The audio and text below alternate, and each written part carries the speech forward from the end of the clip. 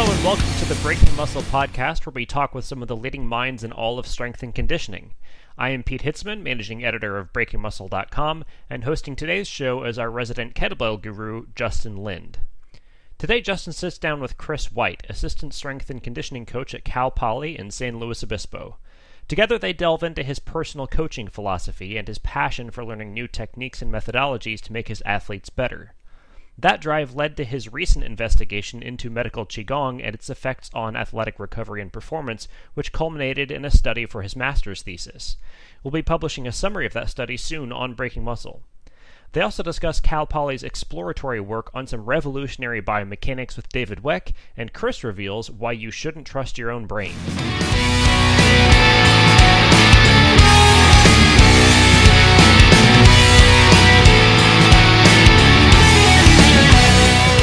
All right, I'm sitting here with Chris White in Cal Poly, beautiful San Luis Obispo, and lots of exciting stuff to talk about. Chris and I have actually had the pleasure of doing some work together in the past, and when I started putting together this podcast, it was an easy choice to make him one of the first guests, because I think he's onto some really interesting stuff in the recently. So yeah, a lot of the new speed stuff, hopefully. A lot of the new speed stuff. So we'll get into that. But I like to frame this podcast around kind of a personal motto of mine, which is always something to work on, but always something to celebrate. So we'll start with the always something to work on. Like, what's one thing kind of in your personal journey that you're working on in yourself? Yeah, absolutely. I'm always working on something every single day. I know you and I, before this started, we talked about net time a little bit, which is my no extra time. Yep. Being in this career, I guess, that I've chosen, there's not really a lot of time for yourself.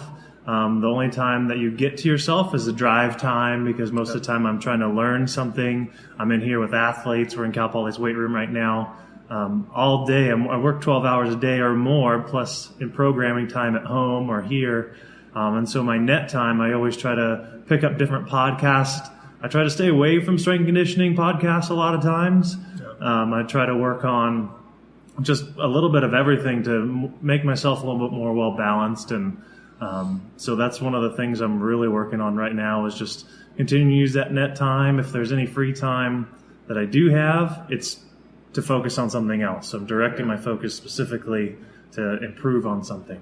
I feel like people in this world, kind of coaching and fitness and all that kind of stuff, we're so good at turning on that it's easy to let that kind of spill over into your life outside of even the work that you do, and just always be on and always thinking about what you're doing, because there's always something that you could be working on. That's cool. Like, what kind of stuff was going on in your life that made you realize that was something that you wanted to work on? Oh man, this has been actually years ago. I always thought, like, what can I do to get better? My first questions always when I was growing up was why. Yeah. I always wanted to know why before I started to do something to my own body or mind or anything like that. Yep. Initially, when I was first learning it, I took it coach's word as the word of God, so to speak, because I had no idea about it, and they were the authority. Right. And as soon as I knew some of the basics, I continued to ask why. So this happened in high school. Coach Holder will tell you, he actually, when he left me my senior year, in high school? In college here, when he was coaching me here at Cal Poly, he had to brief the next coach, because there was a couple of us that always just asked him why. We constantly questioned him, and it wasn't because he didn't know what he was talking about. It's because we wanted to know what he was talking about, and build upon it and take ownership of our own lifts. And so my whole life from high school, and I always began to research, like, oh, this is really cool. And I was passionate. It's something that lit me up. So I just kept looking and finding and just connecting the dots and the networks. And, it's a long, long road, as I'm sure you're aware of. Once you get to one thing, there's so many other branches that you can go to, and it's unlimited. You can't imagine how many things there are out there. Yeah. So I think that's cool. Like, even as an athlete, you were already kind of a coach in the making. And I know for all the people that I work with, when people are asking the why, like, that's my favorite type of athlete.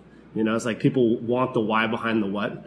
Mm-hmm. And it's such a cool thing to have people come to you for. So Sometimes there's not always I gotta time be for careful. that. Yeah. Yeah. You gotta be careful because they get all excited. I don't want to tell them, but they've got to work out and they've only got a certain amount of time. And I'm like launching into this like thesis of stuff that I'm learning and building upon. I'm like, oh wait, go work out. Yeah, I know. It's our favorite stuff to talk about. So it's like, it's so easy to get carried away. But, I mean, I think the fact that you can get carried away and all that kind of stuff, it lets you know that you're doing what you're supposed to be doing. You know, you're in the right field, which is cool. So, did you play other sports and like how early did football start? And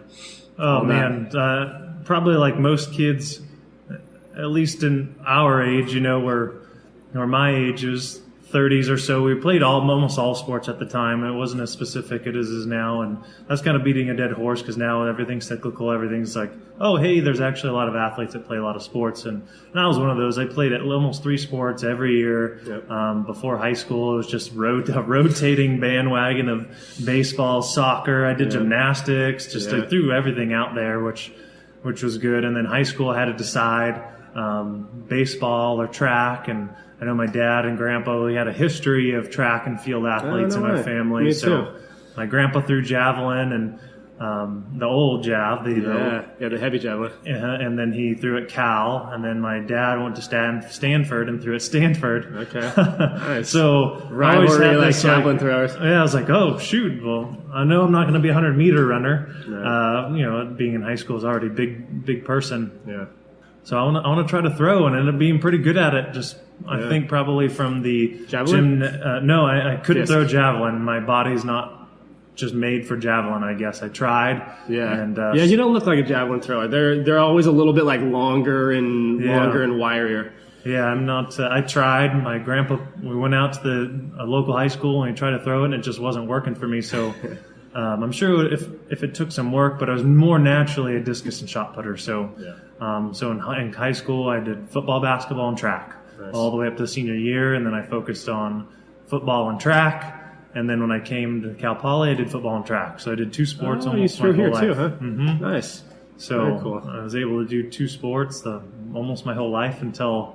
You got to specialize. Yeah, that's right. After college, they kick you out. That's right. Yeah, and then football was the path from then on out. So you played football at Cal Poly, and then finished in undergrad. And then what was the first professional step? Arena?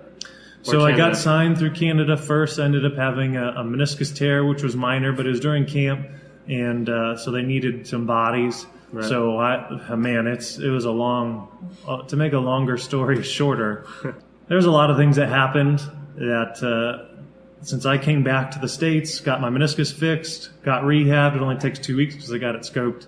So it was no big deal. I was up and running 2 weeks into it. And of course, the roster's full. So they're ready to start turning their roster over. And then the coaching staff got fired.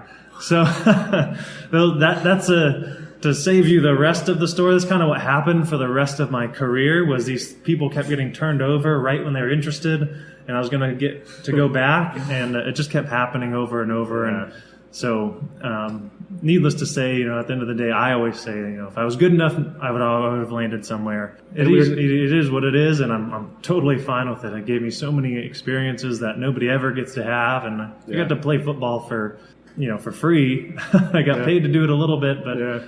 I mean, how many people get to do that? 1%? I was happy to be part of the 1%. Yeah, absolutely. So, I mean, I guess kind of not the end of this road, but all that stuff led you back to Cal Poly.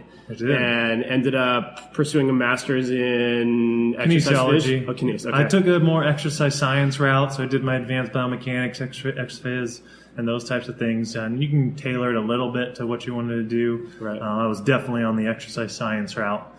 Because, I'm a strength and conditioning coach and that's what I want to do. So for me, I had a lot more practical knowledge than I did scientific book knowledge. Right. So I did the right things because I could see people move. And that was my experience was I saw people move. I knew how they should have moved. Right. And I had really good coaching to help me with that. So I knew what I was supposed to do and I knew how I was supposed to program. But the scientific vocabulary I didn't have because I was a business major. And so the master's program and the prereqs for the master's program the whole time I had all these light bulbs going off. I was like, so that's what they call it, what I'm currently doing. Yeah. All these things that I know in practice, like there's actually names for all those phenomenon or stimuli. Yeah. That's, it was great. It was awesome. I bet. That sounds pretty exciting.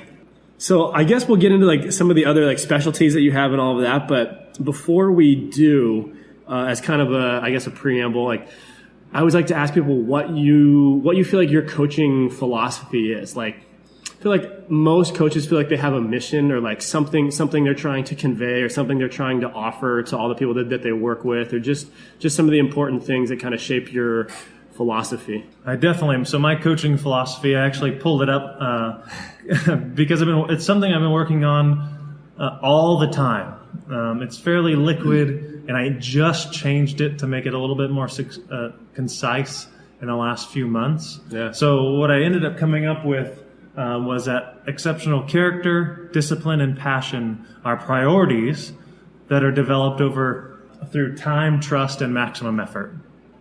So exceptional character, discipline, and passion are priorities that are accomplished through time, trust, and maximal effort. So before is a little bit longer winded, maybe another, 5 or 6 words or so, and I liked my previous one, and I don't even remember. It was something close to that, of course, because it's similar, but I love this one. And it took me 3 years to change it, of constant growth, and from when I had my first one. And I was fortunate enough during my master's degree to have a class that focused on philosophy and development of your portfolio. And the whole time I was very resistant to it, because at the end of the day I was like, well, that's not how it works.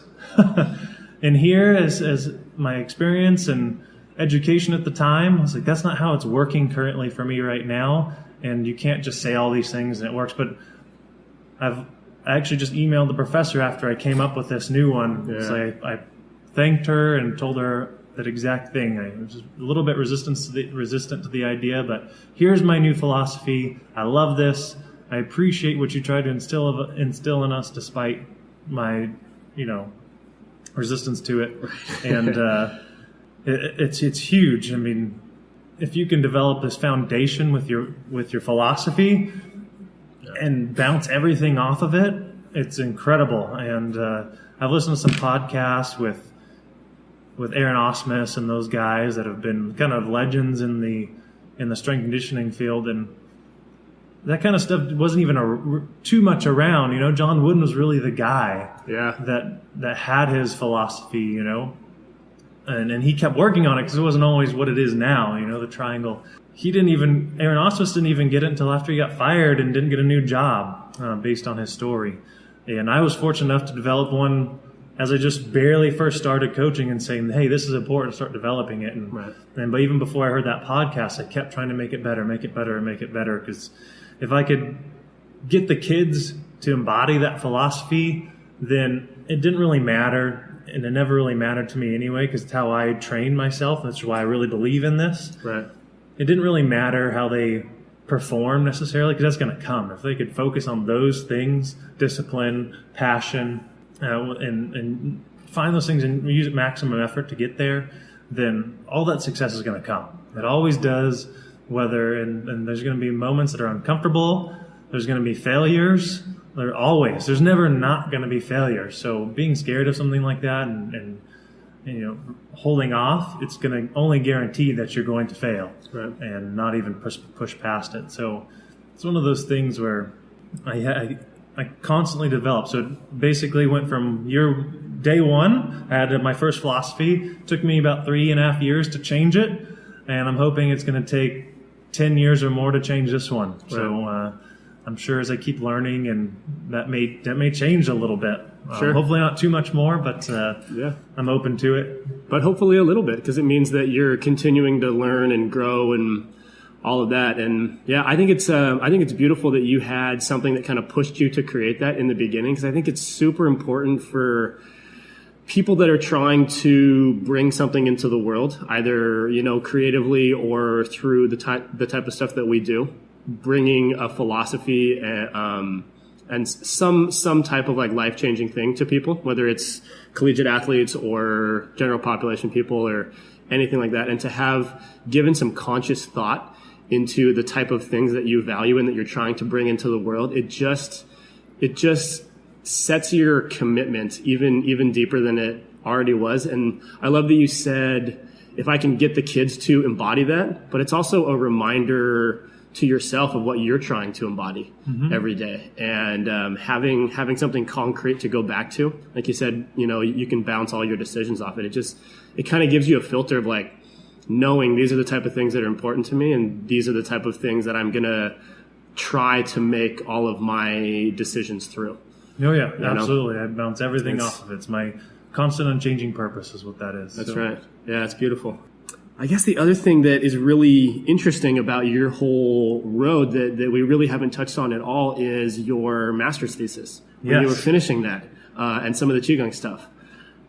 So let's get into that. I mean, I would imagine that you were introduced to Qigong like through Dr. Holder. Yep. And then I guess take it from there. Like, what was the progression like in wanting to study it and get into some of the stuff that you guys found? Yeah, that's super interesting. So I'll leave all of the technical stuff to the doctor. He can explain it to a 6-year-old, right? And the design of the program and I can design what's more of happening. Like the Qigong part of it. Right. I mean, he is a doctor, went for 3 years, and he's been practicing for I don't remember how long now, but a while. Right. And he does it every single day, so he'd be able to be more articulate about those types of things. But I'll talk about the study. Basically, I wanted to do a thesis, and I wanted to focus on recovery. During my time at P3, Peak Performance Project down in Santa Barbara, I never had to run to get into shape to go to camp. Every time I went to a professional camp, I was in better shape, and I could outlast everybody on our sprints and all that stuff. Every time I didn't run one time for conditioning. And I was like, oh, there's something to this. Because I don't like running. I was a 285-pound defensive lineman, so it's just going to beat up my knees and all that stuff eventually just to run to get into shape. I was like, wait a minute, I don't have to run to get into shape. Just run to run more efficiently. Right. What is this about? Like, oh, it's because I'm recovering much faster than they are. And then I, of course, being analytical, thought, well, what am I doing? Well, the complex style training, their superset style training that I was doing was allowing me to recover from a big load to be plyometric, to be stable, and then move and do it again, and do it again, and do it again, and do it again. And so when I started thinking about my thesis, which was right when I got here, I was like, okay, I want to do a thesis. I know that, especially if I wanted to go to a PhD program, which is still kind of in my mind. I need to do a thesis, and I wanted to focus on recovery. And so we were throwing around a lot of ideas, and Holder was like, well, why don't you think about medical Qigong? And I was like, oh, yeah, tell me about it. And so he started telling me about it, and I was a spiritual person anyway. I was Catholic, even though Qigong is just more about energetics and spirituality, not about a particular sect or anything like that. Right. I was like, okay, well, show me. and he did, and it's incredible, all of the things that energetics do. I mean, you think about when somebody really happy walks into the room, everybody feels it. Yeah. You don't know what it is, and it's the same thing is true if they're super sad, depressed. Like, everybody feels like, oh, I better not talk to this person, or I better see if they're okay, because you can feel that they're sad enough to say a word. You can take over a room without doing anything, really. Right, which is, kind of, that's a deeper part of a different conversation about body language and all that stuff, and and your state. But anyway, and so I was like, oh, great. So then he started showing me a few things. We started practicing a little bit, and then we started developing what that would look like. For the study, you have to do a basic, especially for weightlifting, since we weren't looking at anything specific weightlifting-wise, a very GPP program, a general physical program. Right.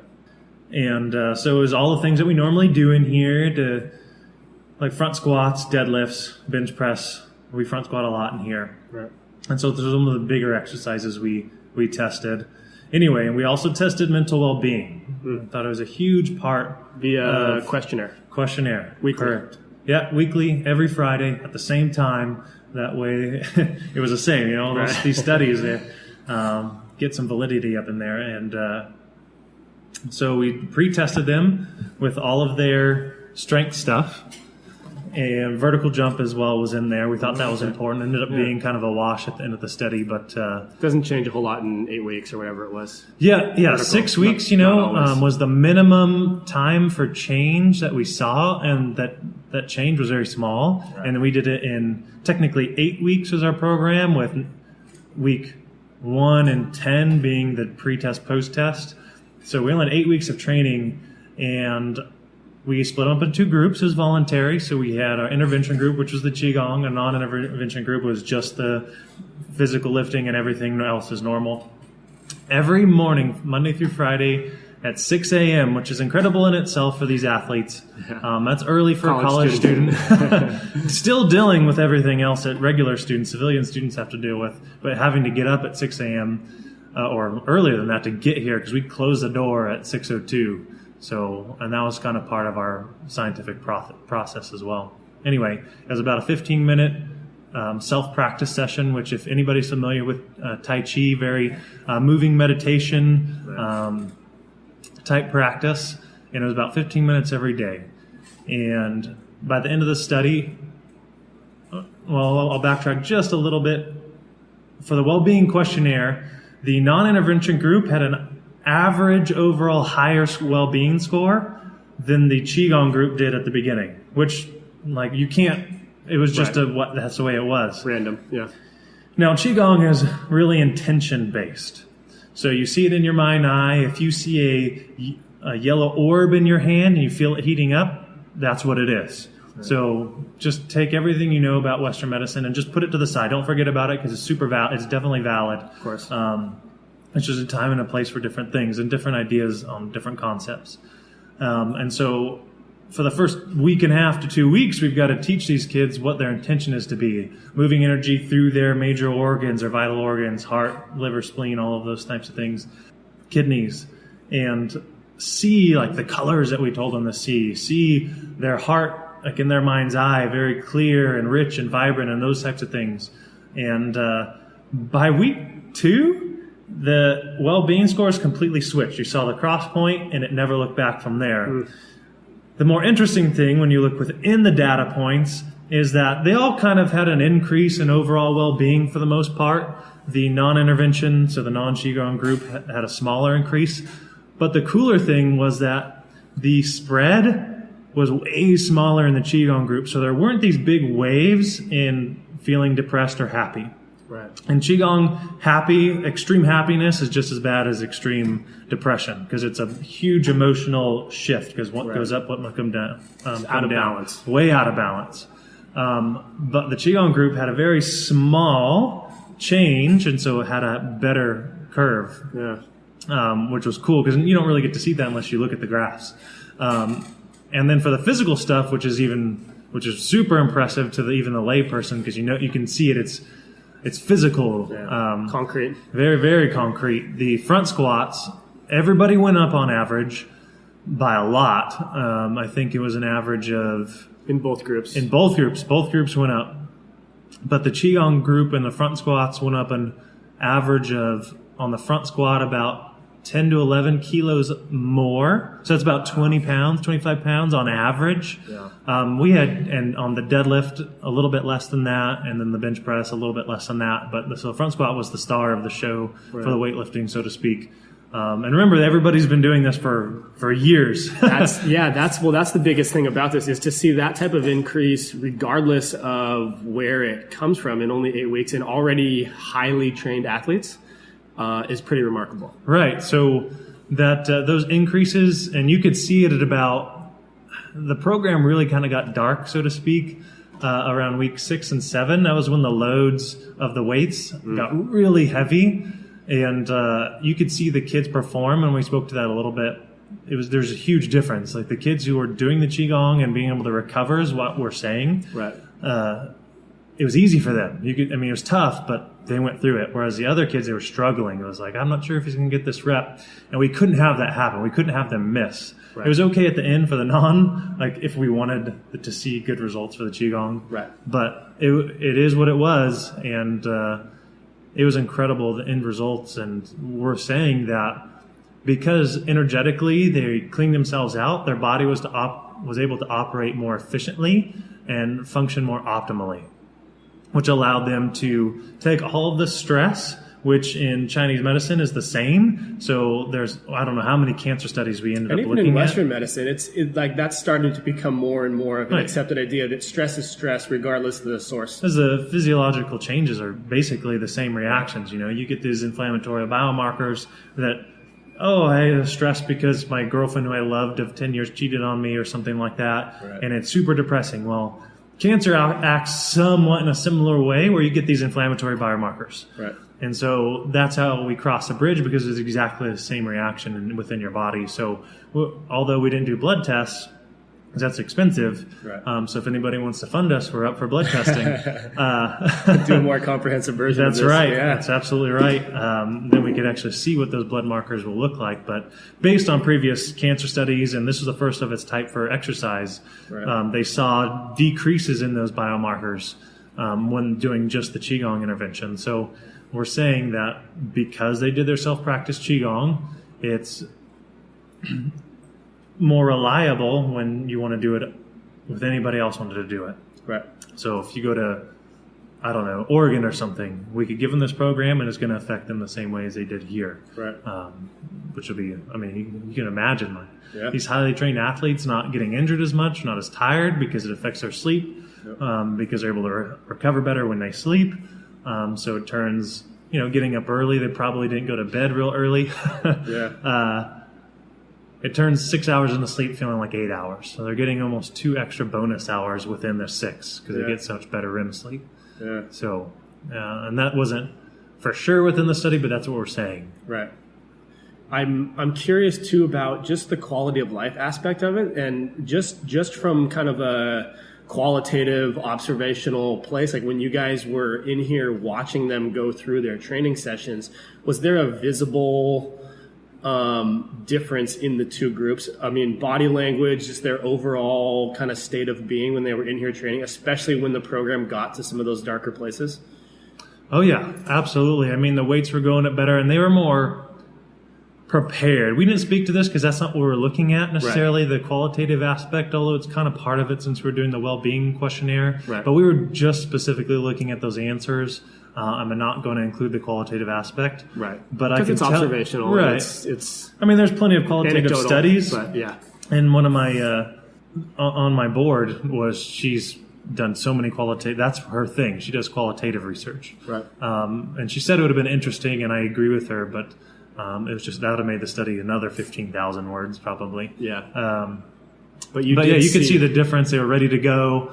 They weren't, like I said, their emotions weren't up and down. They were just they're relatively stable the whole time, and they're going through finals and midterms and this stuff at the same time. And this isn't for lack of a better word, a dummy school. I mean, we've got engineers and biomedical engineers, architects in this room all the time that have crazy amounts of work. And I know because I went here, and you could just see them just like put their head down and they're ready to go. So it was really cool to watch. Yeah. Which is why I was saying that, we were a little bit worried about the non-intervention group because some big weights that were on there. And it's based on their percentages, their own percentages. But some of those reps were like, oh, that was rough. Like they had to really push themselves to get through. Well, any part of or a big part of any heavy strength cycle is just how well prepared you feel mentally to be able to get through it. And that intimidation factor when you walk in and you're like, man, I know what the numbers are when I'm walking in. I know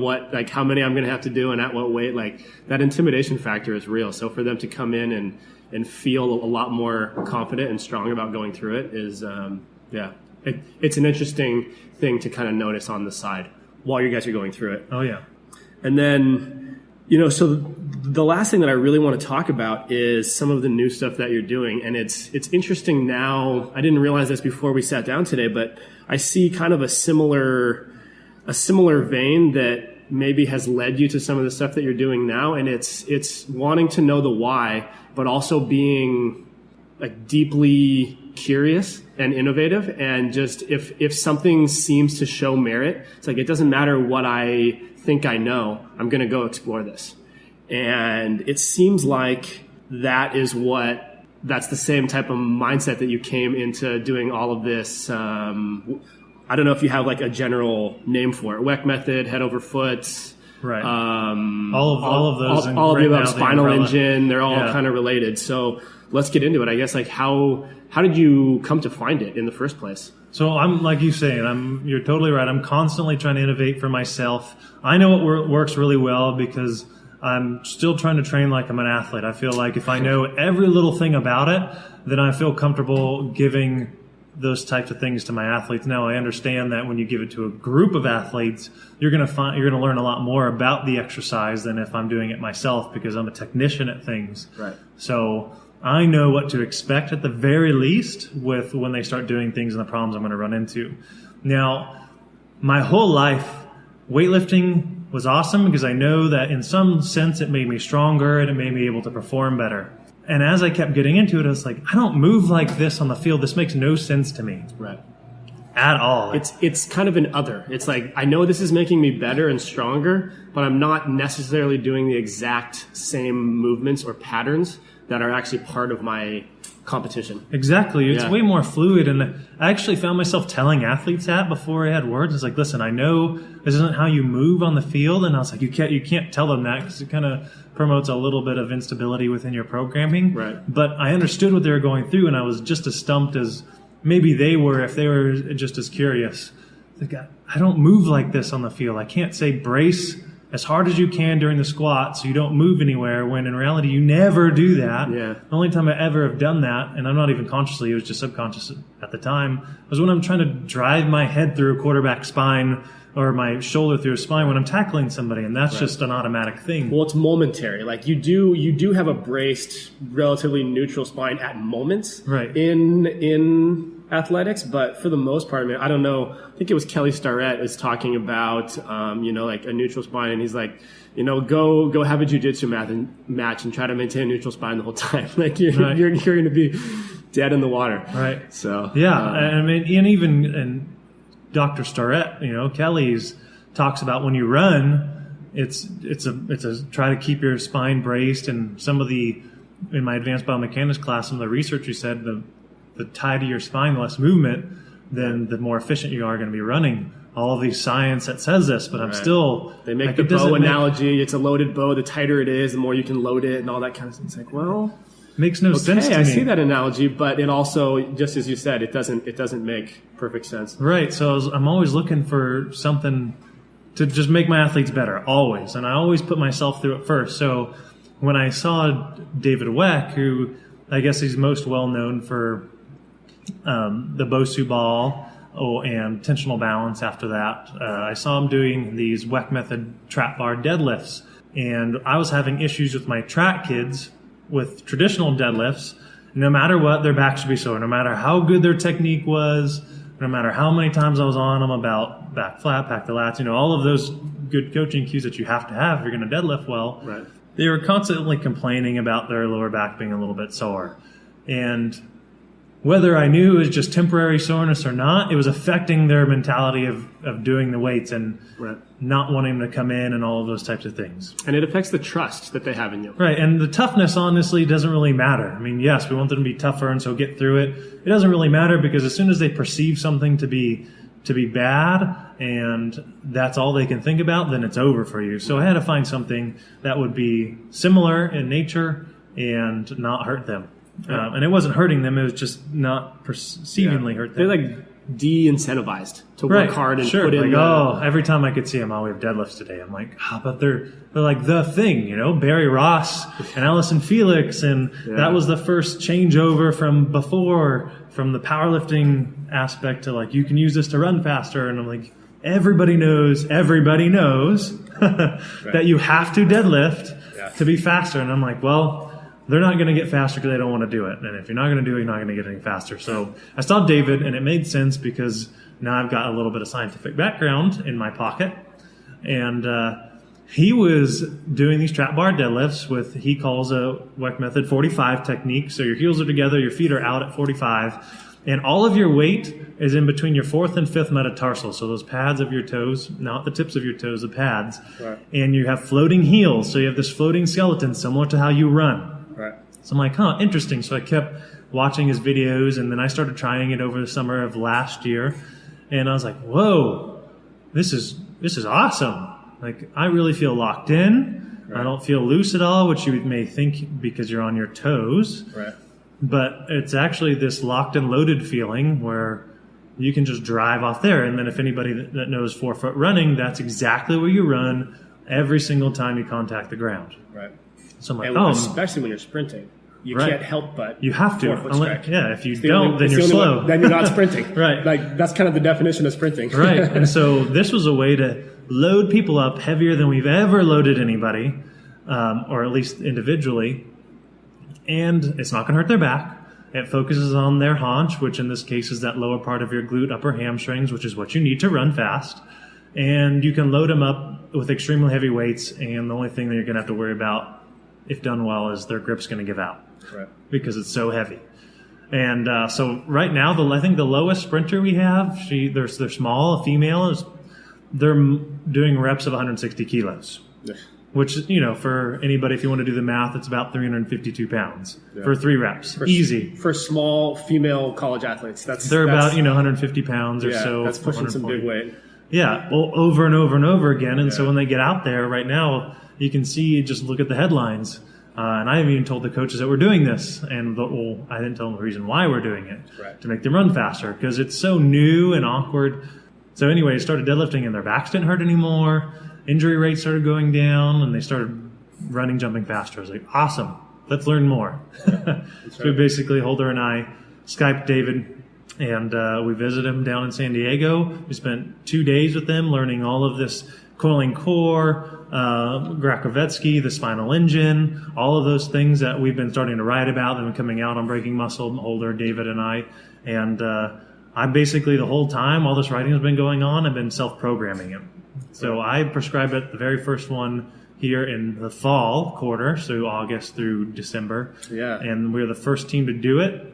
And there's huge benefits, and that's why we went there at the end of December to learn a little more about it. And so then we started learning about all the Grakovetsky stuff and never looked back. So I constantly, every day, I'm playing to the detriment of my own training somewhat, only because I'm not focusing on cleaning 100 or 200 kilos, which is what I still want to do. Well, it's to the detriment of a certain aspect of your training, but to your overall growth as a coach and an athlete and that kind of stuff, it's invaluable. Right. So my personal goals are always set aside from athletes' goals constantly.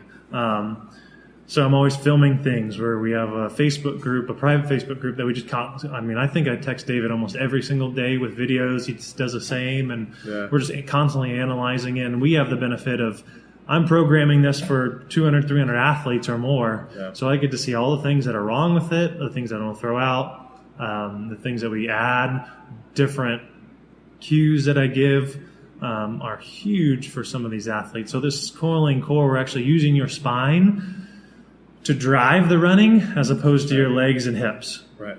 And so let's get into that a little bit. Mm-hmm. It's hard to do just with audio. But for the most part, this grew out of an observation that David had, that when you look at someone running, and especially sprinting head on, so imagine someone sprinting right at you, and you freeze framed it when one foot is striking the ground, and you drew a line from their foot vertically up like a plumb line. It goes right through the center of their head, and their spine is kind of curved out where their body is outside of the line, and let's see, which foot would it be? It'd be the lifted foot side is coiled down. Yeah, so everything is same side, shoulder down and back. So if I'm on the right side, my right shoulder is down and back. My right hip is up and forward.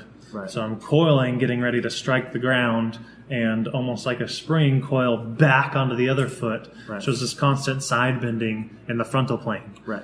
So frontal plane. Side bending, so the shoulder is coming down, hips are lifting. If you're looking at someone straight on. There's a crunching of one side and kind of an expanding of the other. Exactly. So if I were on that right side again, everything on the right side is compressed down into that 10th, 11th rib. Kind of if you want to think about your muffin top area, most people know what that is. Yep. You're trying to compress that, squeeze it as hard as you can, and the other side is almost extended as far as you can. Now we're playing with other things as far as coiling and right now. But yeah, that's the idea. And if you look at some of the best, like you're alluding to, Usain Bolt, all the fastest sprinters in the world, even though you've got Michael Johnson, critiquing them, saying it's poor running mechanics. Well, poor running mechanics is getting them to be the fastest person in the world ever. So I think it's just a basic misunderstanding of anatomical movement. My advanced biomechanics professor said, well, muscles can only do work if put in a position to do so. So if we're stopping these muscles, these lat muscles, to do work, then they're not going to. And so I would think that if you're trying to stop them from doing work, it's actually taking more energy for you to stop them from doing work than to actually use them to help you doing work. Yeah. I guess if it's like trying to deadlift without packing your lats, like, okay, or breathing, right, or taking in a big breath. That's okay, right. Try to deadlift or squat with all of your breath let out.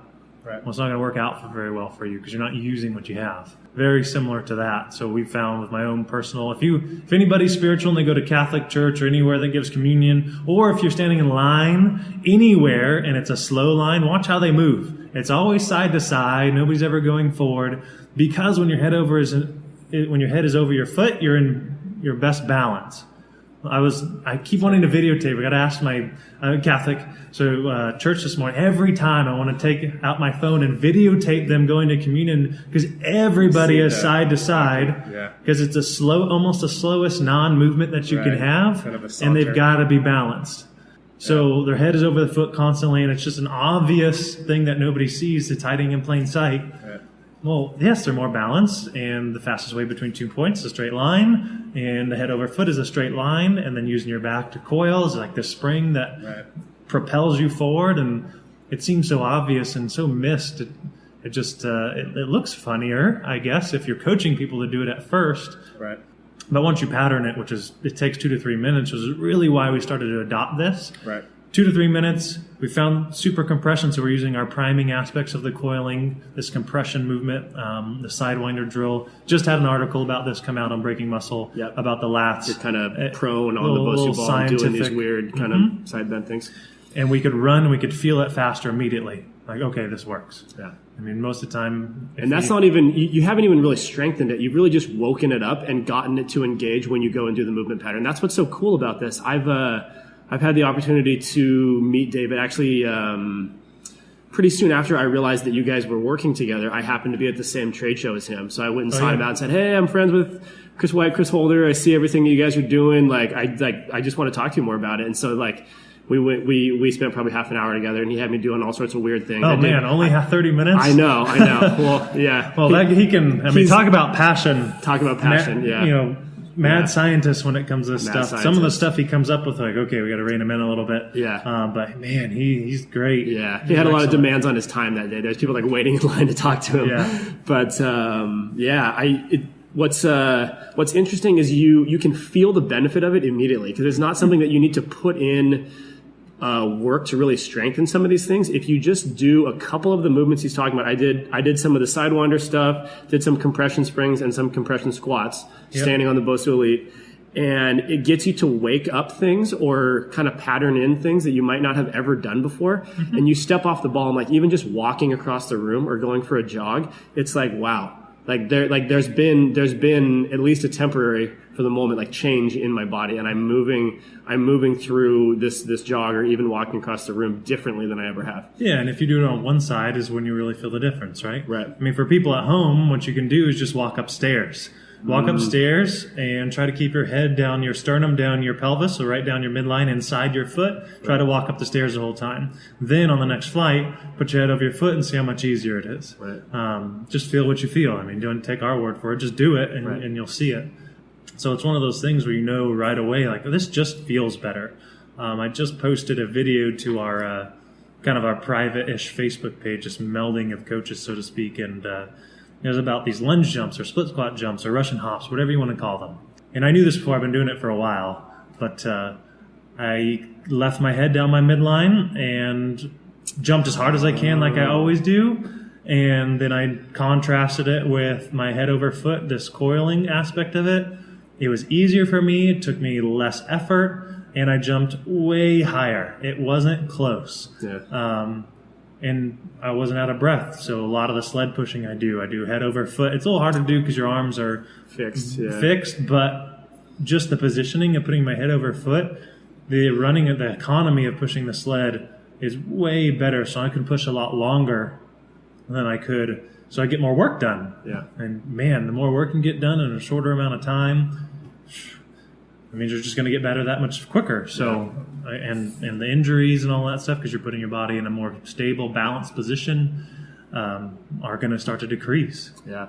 I've started playing with a little bit of this as well. I have a couple youth athletes that I train, and one of them we're focusing on a lot of explosive stuff. And even just observationally, it's really interesting if you just tell someone to sprint and you don't coach them technique-wise or anything like that, those first couple like really powerful steps off the line, you see it almost exaggerated. And it's so obvious what the body wants to do to generate the most power. And I think that's my favorite thing about all of this is it feels like it's a whole paradigm shift in kind of the world of training. It's so easy to be, and we've come a long way from this, but I feel like a couple decades ago, stuff was very isolationist, like isolating different muscle groups and different patterns and all of that. And there's been kind of this awakening, I guess, in like the functional movement world and like some of all like the animal flow type things. And this is just a continuation of that same paradigm where it's not trying to make the body into something based on what you think it should be. It's observing what it kind of the patterns it naturally wants to fall into. So starting with kind of a holistic look at what's going on and then trying to enhance those patterns rather than trying to force it into something that you think is going to be the best way to train. Right, and we can talk about running all day long because it's the focus, right? It's the clock. It's everybody wants to see how fast you run and all that. But take a look at throwing too. It's any kind of throwing aspect, especially with my throwers, they call them bomb squad. Yeah. In that power position, right before they let go, they're coiled down and back, and then they have their opposite shoulder nice and high, and then they just reverse it and they spring it out there.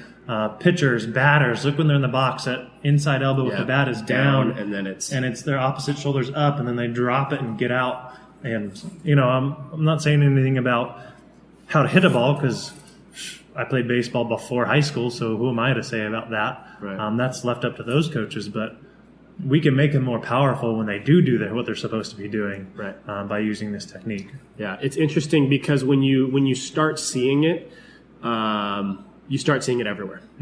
Like every athletic movement.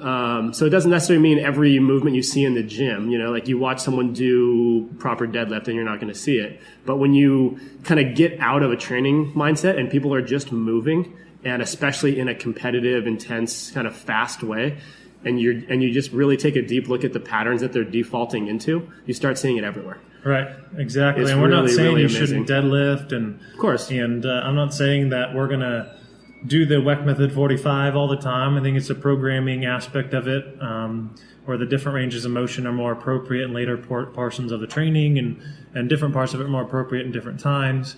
But it definitely needs to be a part of athletic training in conjunction with the current traditional squats, deadlifts, because especially if you're going to put on size, you always go back to the traditional. You got to squat and you got to deadlift, and that's okay. But we're saying if you want to pattern better running and throwing on the field or court, then you have to do this. Yeah, it makes sense. I mean, you need to build up all the requisite parts, but you need to make sure that they work cohesively together as good as they can too. So it's kind of like a parts level approach and then a systems level approach. And you have to have both to have, the most optimal machine, I guess. Right. And there's always this focus on the transition between sides. Like how fast can you transition back from one side to neutral to the other? But I don't know how many people really think about, ipsilateral training, that single same side training and strengthening the one side. Right. Because the stronger that one side is, the transition is just going to be that stronger instead of just training to transition all the time. Right. Having this like serape effect kind of thing at the end and those bicycles and all that stuff. Right. Now that's a big thing. And yes, it's still great. And yes, you want that. But if one side or both sides are stronger, then it's just going to increase the power of that at the end of the day anyway. So, yeah. Yeah, it's cool. You guys are onto some amazing stuff, and it's still super early days of all of this. Oh, yeah. And that's what's neat is you guys are a pretty super team because you got David, who's like the mad scientist, and then you guys have such a valuable opportunity to implement this kind of stuff. So you have that like technical but also innovative mind, and opportunity to implement it with hundreds of subjects. And so I mean it's just driving this this discovery even faster. It's pretty exciting, the kind of stuff that is coming out of all this. Best informal study ever. Absolutely. What's the number one thing that you notice in the athletes that you work with that holds them back? It's the usage of their net time.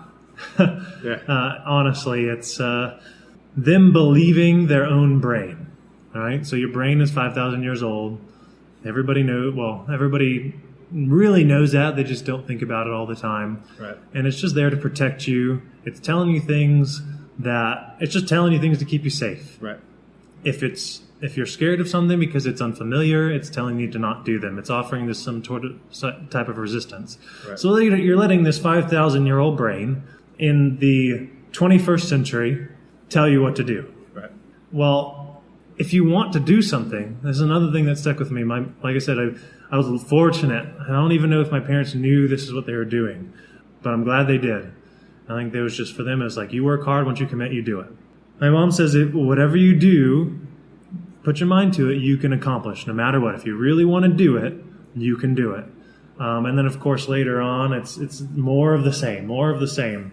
Going from junior high to high school, I think this was kind of more of the defining moment for me. Was like I was a fat, chubby kid, and so I got made fun of a lot, which was fine. And I just decided that I didn't want to be that way anymore. And when I kept hearing those kind of things, and going from junior high, or whatever they call it, going from 8th grade to high school, they said, it's like a do-over. You get to start over because you're going to go somewhere that not as many people know who you are, and you can be whoever you want to be. So it's just a building upon what my parents have already told me. And I was like, that's what I'm going to do. I was like, I don't want to be this way anymore. I know these things. I don't know about nutrition, but I know this affects me poorly, so I'm just not going to do it anymore. I don't know why. I don't know how. I'm just not going to do it. Right. And so, I don't know. I was still a big kid. I think I was 6 feet tall, 205 pounds in 8th grade. It was big. Yeah. You still are a big kid. But, yeah, it's still the kid for sure. Yeah. So, I mean, the summer football was the first time I ever had been in a weight room, ever. I didn't even know what one looked like until freshman year of high school. And we warmed up with a lap, a 400 every day. And I was the last person. I died. And I was like, you know what? By the end of the summer, I'm going to be the first. And that's what I did. Every day I ran out of that weight room, and as hard as I could, no matter when I would die, I would run as fast as I could and try to beat everybody. And by the end of the summer, I did. Yeah. And the one thing my coach said to me is like, Mr. White, like a gazelle. And that was like an affirmation that what I was doing, my effort was paying off. Yeah. And so all through life, that kind of mantra stuck with me. And so these kids, they think like, oh, I can't, that's not possible. I've got all this homework to do, blah, blah, blah. Well, for every person that says like, I can't do it, you've got another 5 people doing that exact thing in worse conditions. Doing it, yeah. Constantly. And if you put that into perspective, it's like here at Cal Poly, we're super blessed. We don't have the most things. We're not an Oregon, and it doesn't really matter. Right. I'll go back to the resourcefulness. It doesn't matter because we won more than any team here at the time with less than what we have now. So you can do anything you want. And it's not like school's gotten any harder. It's the same stuff. Maybe there's different social aspects for sure, but you still have to deal with them. Right. So just getting them to turn over in their brain that if they really want something, then they're going to do whatever it takes. And the how doesn't ever matter. Right. It's always the why, which is why we started with the why. And that's why I have my philosophy the way it is. If the why you're doing matters more than anything else, the how never matters. Because eventually the how is just going to present itself because you're going to find a way to get that done if you really want it. Yeah. So that's the biggest thing I try to give to these kids through my philosophy is if you want to win a national championship, you may or may not win one, but these are the things you have to do. And these are the failures. They're just speed bumps. They're not roadblocks. And if it was a roadblock, if you really want it, you're going to find either a way to go through it or go around it or fix it. That's right. So it doesn't really matter. So I think that is the biggest thing. And us coaches, it's our responsibility to not only teach them technically how to do things, of course, it's a huge part of it, but even more so mentally. Yeah. Because you got to coach them mentally. We're definitely psychologists. If you don't like it, you shouldn't be a coach of anything. You shouldn't be a leader, That's right. Business or otherwise. Everybody there's going to have down times, and they're going to need you to help direct them and remind them about their passion and bring them back to being a kid and doing it because they love doing it. And honestly, the thing you hear the most from all of these old guys, like, what's your advice? And it's always do what you love. Yeah. Always find a way to do what you love. And you're going to find a way to make money doing it. But money is never, it's just the result of the cause. That's right. So that's one of the biggest things. That is the thing for me. Awesome. So I'd just like to close with what's something that you like, that you want to celebrate? What's something that you're super proud of? I am thankful for my wife is probably the biggest thing I could celebrate. It was a combination of things for me to get to find her. There was a lot of internal working that I had to do on myself. For lack of a better term, I banned dating for a long time because I knew I needed to work on myself. The whole cup being empty thing, I didn't have anything to give because I hadn't filled up my own cup. So all of that led to that relationship, and then she has this just helping make me a better person always. So gratitude of having those types of people in my life, being at my parents, like we've talked about a lot during this whole hour. Having Coach Holder, my wife, they're always doing something where it's like, man, I should have done that better. Or the guys at P3, I always remember my time there during my internship. It was, you can't miss any little thing. Little thing, those types of things. And then I'm thankful for what I'm going to be because I know where I'm headed. And I know that one day I'm going to be a dad. I'm already kind of a dad to all these kids, right? And for kids, even though I don't have them, I'm very observational and analytical, so I can see that they are sponges. Anything you do, it gives them an out or doesn't give them an out. So they see it whether you think it happens or not. If you have low energy, they're going to have low energy. If you have high energy, they're going to have high energy. And I think that the last thing, I suppose, is the culmination of this is that kids don't always listen to you, but they're always bound to imitate you 100% of the time. So eventually they're going to do what you did, and because that was okay to them at some point, and it only takes one time. That's right. All of these little instances that my coaches probably have no idea that when they said that, it was going to affect me forever, and I can tell you now. It always did. So you always have to have this higher state, is what Tony Robbins talks about state a lot. Right. And I hadn't even gotten into him since a month ago or so. I hadn't heard anything he had to say. And it just kind of put vocabulary to what I was already feeling, kind of like how grad school did for me for practical. So I think those things, there's a couple things that I'm really thankful for, that I'm able to keep doing what I love because of those people. Yeah, I love what you said about adjusting your state when you're dealing with some of the kids that you work with. It goes back to what we were talking about with your mission and why it's good to clarify that kind of stuff. Because if you don't embody everything that you're trying to offer, that's the number one way that you can really teach. It's like what people really take away from the time that they spend with you in a coaching standpoint goes so much deeper than the words that you choose to express what you're talking about. It's just, are you really embodying everything that you are offering? And I think you do that. So I always like to finish with an acknowledgement, but before I do that, is there anything that you would like people to take away from this? Things they'd like to check out, recent articles, or just parting words, or anything like that? If you want to follow any of the stuff we're doing, especially coiling core stuff, eventually you're going to see it because it's just going to keep growing and growing and growing. You can check out Dr. Holder and I'm sure you'll get into that later when you talk with him. Yep. I'm on Instagram. I'm on Twitter. I'm on Coach White on Instagram. I just changed it to make it a little bit more obvious. Yeah. And same with Instagram. It's open. It's not a private. I post things all the time, especially about the coiling core recently and all the stuff I'm doing on there. All sorts of weird movements on there. Yeah, all sorts of weird movements. Those two places, Twitter and Instagram, are the biggest things you can actually see how this is developing and what we're doing here. So, or you can get in touch with me too. Right now, it's you email. My Cal Poly address is cscatsean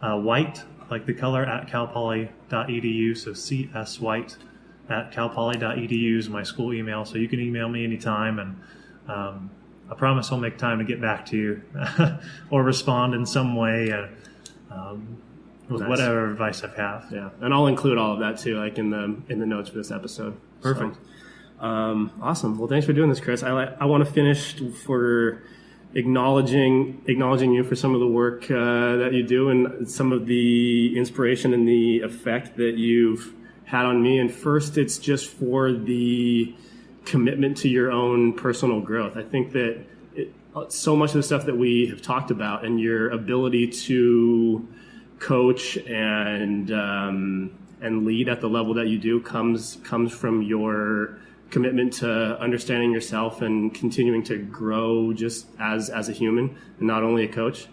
So I want to acknowledge you for that, and also just for being an innovator and seeing not only recently, but I think that your path has kind of been defined by seeing things that it seemed like had some value, and being confident enough and courageous enough to take a deeper look and really commit to exploring them. And that's the kind of stuff that drives our field forward. So just want to say thank you and acknowledge you for that. And thank you for doing this. This has been amazing. Yeah, appreciate it. Thanks. Anytime. All right. Thanks. Thanks.